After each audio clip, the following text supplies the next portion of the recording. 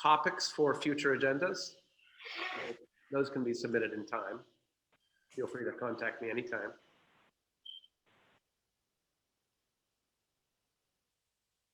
Hearing none, shall we call the meeting at Real quick, 11:40? one idea might be, and you can try to figure this out, I guess, but different service providers, maybe having them talk about their capabilities within the county, just kind of an educational piece. And I know they don't like to come to the table at the same time, but you know, invite AT&T, talk about their density, you know, what their, I guess what their grid or whatever it looks like, for what they call it, the term they use. And then we might be able to learn more about, you know, each time they come, a little bit more about what the services are within the county. And then they also have, each of them have their own competitive program like FirstNet, and we could kind of get some information one at a time. Generally, they just don't all come at once. They won't do head to head, not even in like legislative affairs. So that might be an idea. Good idea. Thank you, Brent. Jeff? Yes. There Go ahead, Kate. two things that I would like to know about that we probably can't do much about. But one, I would like us to support the idea of broadband being under Title II, that we just can't go on with it being this sort of a stepsister to public utilities.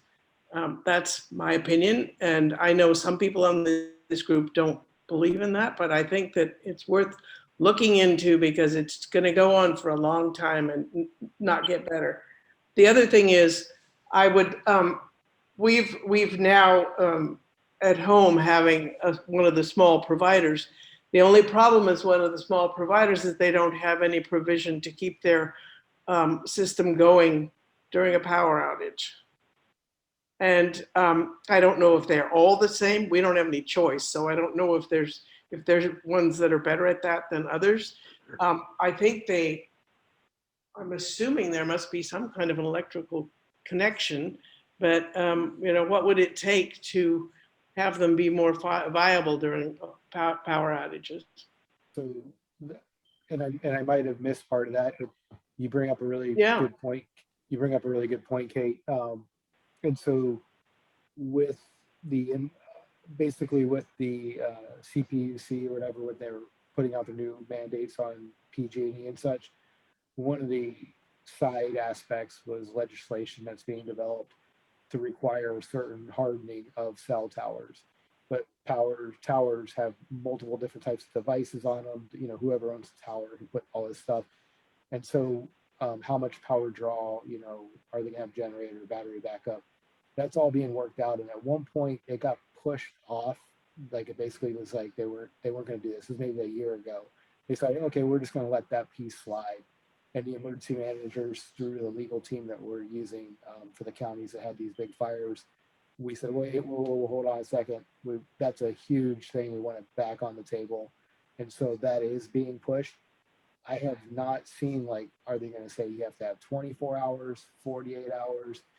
So I can try to look up some information and see if I can get something back to us, or if we can maybe have somebody who is pushing that legislative piece talk to the group.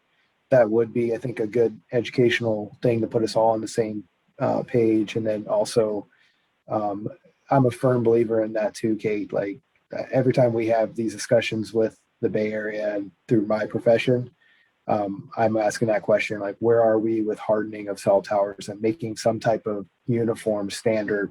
Because that's why I brought up the point earlier. Within 10 hours or so, we lost 3 major providers and communication infrastructure that organic to the county. That's not acceptable. That shouldn't be that. I understand it's going to go down at some point with power outage. Not that quickly is not okay. So thank you.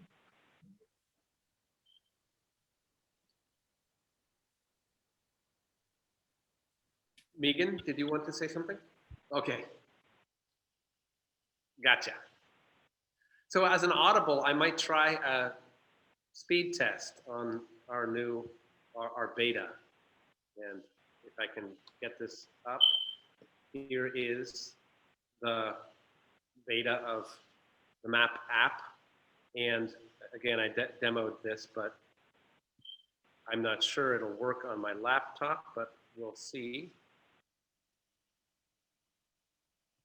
Nope, sorry.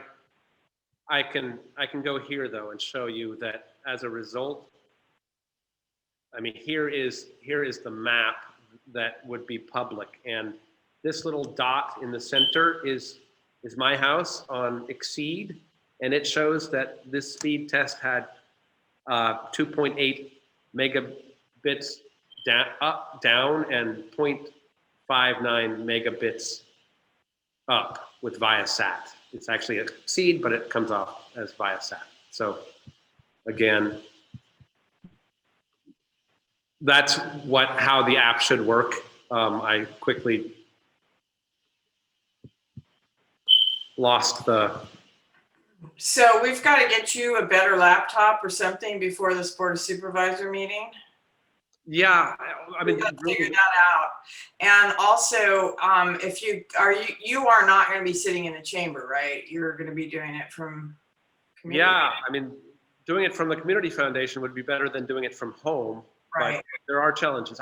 Largely, it is a matter of the inability to multitask. I mean, it's not my complete inability to multitask. It's that some things can't be done by one person.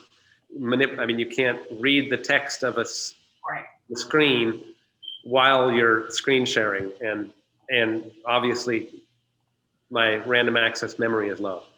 So Jeff and I will work this out prior to the meeting. Number one, Jeff, you're going to sit in my office so you don't have so much noise.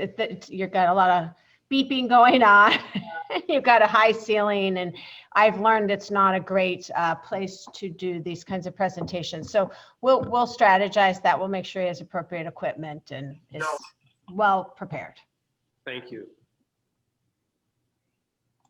So just so you know, we're going to take the video that was recorded today and replay that over again and make sure that we fine tune. So when Jeff goes in front of the board, he's got all the important points we brought up today.